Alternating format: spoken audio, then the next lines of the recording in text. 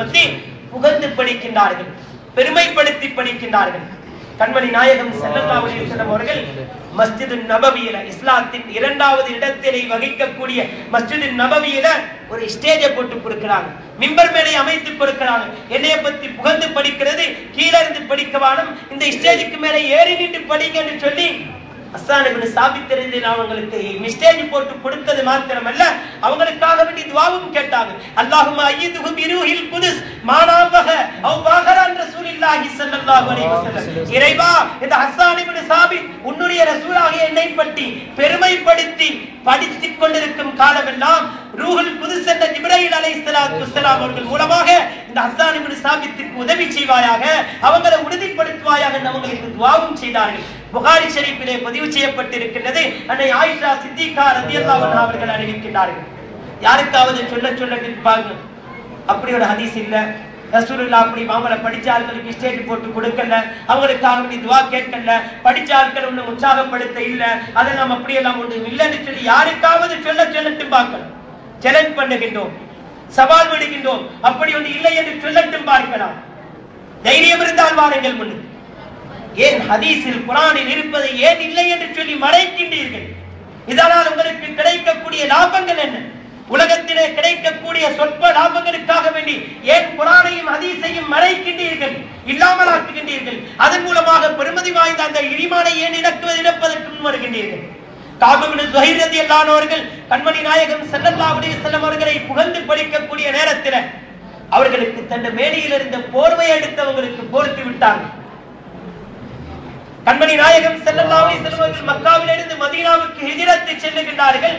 செல்லக்கூடிய நேரத்திலே மதீனத்து மக்கள் அவர்களை தலஅல் பத்ரு அலைனா மின் சனியாத்தில் விதாய் என்று சொல்லக்கூடிய அந்த பைத்துக்களை படித்து அவர்களை வெல்கம் பண்ணுகிறார்கள், வரவேற்கிறார்கள். கண்மணி நாயகம் ஸல்லல்லாஹு அலைஹி வஸல்லம் அவர்கள் ஆமோதித்தார்களா அல்லது அவர்களை படிக்க வேண்டாம் என்று தடுத்தார்களா? கண்மணி நாயகம் ஸல்லல்லாஹு அலைஹி வஸல்லம் அவர்கள் தங்களை பற்றி புகழ்ந்து படிக்க வாணும் என்று சொல்லியிருக்காங்களா?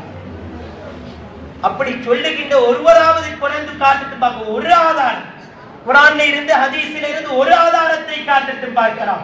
என்னை புகழ வேண்டாம் என்று சொன்ன ஒரு ஹதீஸை காட்டுட்டு பார்க்கலாம். ஒரு இடத்திலே சொன்னார்கள், ஈசா அலைஹிஸ்ஸலாத்து வஸ்ஸலாம் அவர்களை அவர்களுடைய கவும்கள் உம்மத்தினர்கள் புகழ்ந்ததை போன்று என்னை நீங்கள் புகழ வேண்டாம் என்று தான் சொல்லி இருக்கின்றார்கள். அப்படி சொன்னார்களே ஒழிய என்னை புகழவே வேண்டாம் என்று சொல்லவில்லை. ஈசா அலைஹிஸ்ஸலாத்து அவங்களுடைய கவும்கள் எப்படி புகழ்ந்தாங்க? இப்னுல்லாஹ், தேவகுமாரன் என்று சொன்னார்கள். அல்லாஹ்வுடைய பிள்ளை என்று ஈசா அலைஹிஸ்ஸலாத்து வஸ்ஸலாம் அவர்களுக்கு பட்டம் கொடுத்தார்கள். அப்படித்தான் புகழ வேண்டாம் என்று சொன்னார்களே தவிர ரப்பினுடைய ஸ்தானத்தை தவிர்த்து எப்படியெல்லாம் ரசூலுல்லாஹ்வை மேன்மைப்படுத்தி படிக்க முடியுமோ தாராளமாக படியுங்கள். அப்படி அவர்களை புகழ வேண்டாம் என்று சொல்லி இருப்பார்கள் என்று சொன்னால் ஹஸ்ஸான் இப்னு சாபித் ரலியல்லாஹு அன்ஹு அவர்களுக்கு மஸ்ஜிது நபவியிலே மேடை போட்டு கொடுத்திருப்பார்களா? கஅப் இப்னு ஸுஹைர் ரலியல்லாஹு அன்ஹு அவர்கள் படிக்கக்கூடிய நேரத்தில் அவங்களை உற்சாகப்படுத்தக்கூடிய அமைப்பில் அவங்களுக்கு போர்வை போத்தி இருப்பார்களா? மதீனத்து மக்கள் அவர்களை வரவேற்று படிக்கக்கூடிய நேரத்தில் அவங்களை தடுத்தார்களா? ஆமோதித்துக் கொண்டு சந்தோஷப்பட்டுக் கொண்டிருந்தார்களே. எத்தனை சஹாபாக்கள் அவர்களை புகழ்ந்து படித்தார்கள்.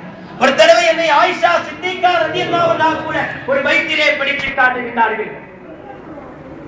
லவாமி சுலைஹா லவ் ரஐனா முஹம்மதா ஸல்லல்லாஹு அலைஹி வஸல்லம் லகத்தான குலூபஹுன்ன என்று சொல்லி அந்த பைத்திலே வருகிற ஆயிஷா நாயகி அவர்கள் படித்த ஒரு பைத்தி.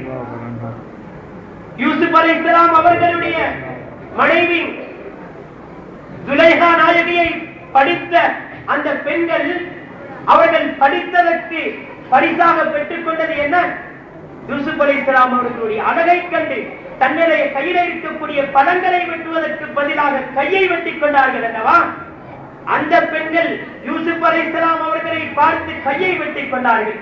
அதே பெண்கள் என்னுடைய கணவர் அல்லாஹ்வினுடைய ஹபீப் கண்மணி நாயகம் ஸல்லல்லாஹு அலைஹி வஸல்லம் அவர்களை கண்டால் கையை அல்ல தங்களுடைய உள்ளத்தையே அறுத்து விடுவார்கள் என்று சொல்லி ஆயிஷா சித்திகா ரலியல்லாஹு அன்ஹா அவர்கள் வைத்தாக படித்து காட்டுகிறார்கள். வைத்து படிக்கிறது எல்லாம் இஸ்லாத்திலே இல்லையா? எங்கேயோ இருந்து கொண்டு வந்ததாம், இந்தியாவில் இருந்து வந்ததாம். யாரு சொன்னது? அப்ப இந்த ஹதீஸுக்கெல்லாம் என்ன பதில் சொல்ல போகின்றார்கள்? கண்மணி நாயகம் ஸல்லல்லாஹு அலைஹி வஸல்லம் அவர்கள் இவர்கள் யாரையும் தடுக்கவில்லையே.